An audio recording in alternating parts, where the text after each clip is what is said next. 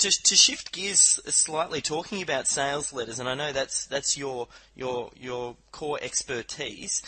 We're seeing at the moment a little bit of a shift, I suppose, in the way that sales letters have sort of been written recently, especially with there was the Mass Control 2.0 launch a little while ago, where Frank Kern came out and there what appeared to be what was no sales letter. I know you mentioned before we had the call that you'd written the Mass Control sales letter, and I'm no, I've written the underachiever letter, the underachiever method, not the method. Oh, sorry. So mindful of, like, we can see the way things are shifting, and I suppose, you know, it's almost like once Frank Kern or some of the lead internet marketers start doing things, sometimes you'll see that flow-on effect through to a lot of other internet marketers, and, you know, we started to see a whole lot of launches happening where they were just doing a video sales letter effectively with hardly any copy and an add to cart button. Really keen to get your thoughts on that. Like, there's numerous things we can talk about there. Well,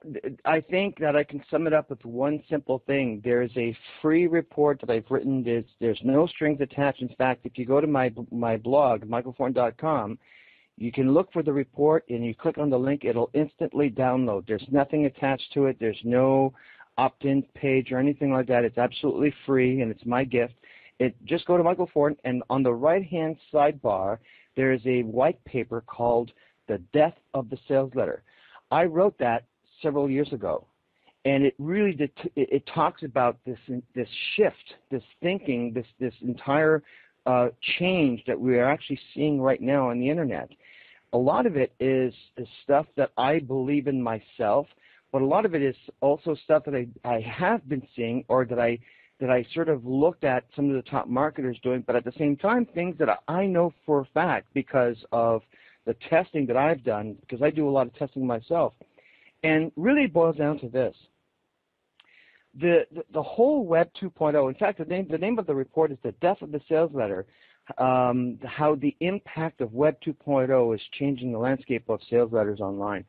And essentially it means this, is that, you know, when we were in the days of web, it was a unidirectional process.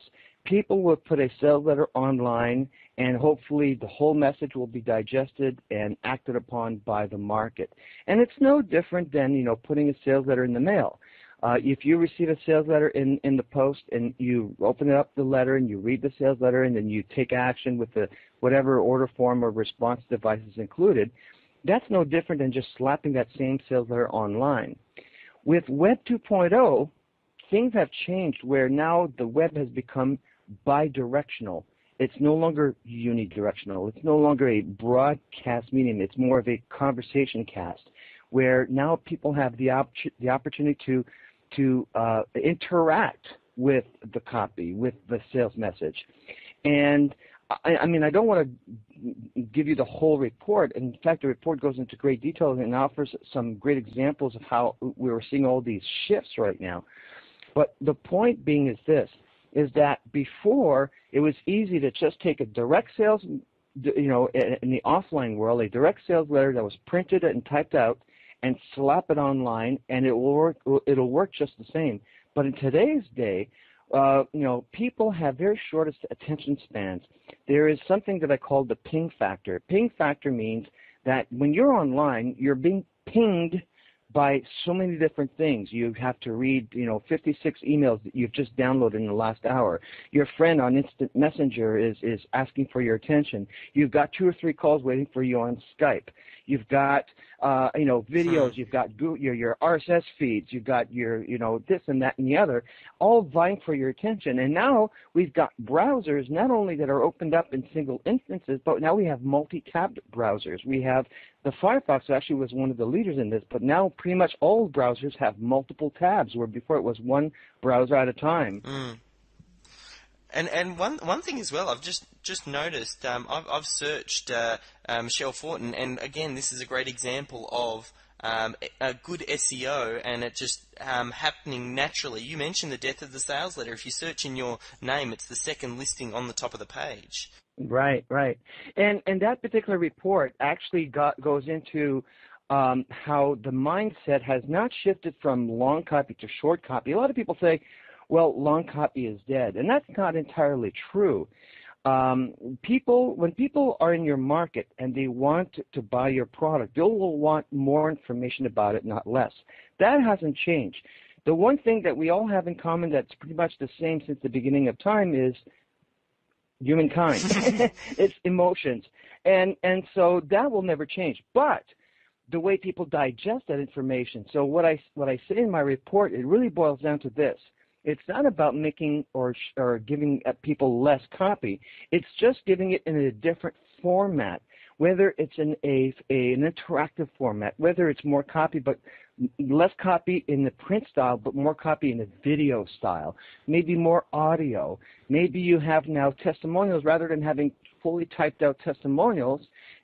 Before that was, in the old days of Web 1.0, even before then. Then after that, it was testimonials with, the picture of the person who's giving the testimonial and their signature at the end with their link or whatever the case was, just because it shows more credibility that it's coming from an actual person. But nowadays, you've got video testimonials and audio testimonials. And even the ability to, I've seen sales letters just recently where people are giving their social media profiles so that if you wanted more information about their testimonial or more information about the product that's being sold and you want to contact a person on these social media sites like Facebook, Twitter, Posterous, all these other sites, MySpace, and so on and so forth, you can. So my point being is that copy is not really changed in its essence, meaning it is there to sell. It is salesmanship in print, but that print may not necessarily be in type. It might be in the script for video, for audio. It might be also over a period of time rather than all at once, like multiple videos to increase anticipation or to increase buzz or the viral marketing factor, which is what you see a lot with Frank Kern and John Reese and a lot of these guys.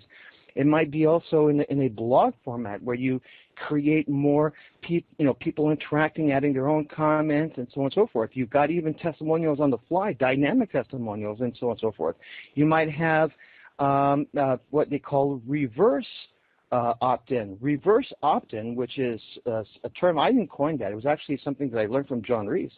And a reverse opt-in simply means is that rather than giving people a bit of information, tease them, get them to opt in and to squeeze them to a sales page, now it's complete converse. Now you give them everything, but then you either space it out over a period of time and you get them to opt in order to get the rest or to be notified when the rest is available, or you give them ample information, you give them a lot of information they love, and then you say, hey, would you like to have more of this stuff? Opt in, and then they get, either more information afterwards or they get to the sales page. And the sales page themselves, sales pages are no longer just about a pitch. You're seeing more and more of these sales pages becoming more of an editorial style with content, with stories, with actual tips and information that people are looking for on the sales page. So it comes back to what you were saying, David, that was very important. It's all about fresh content.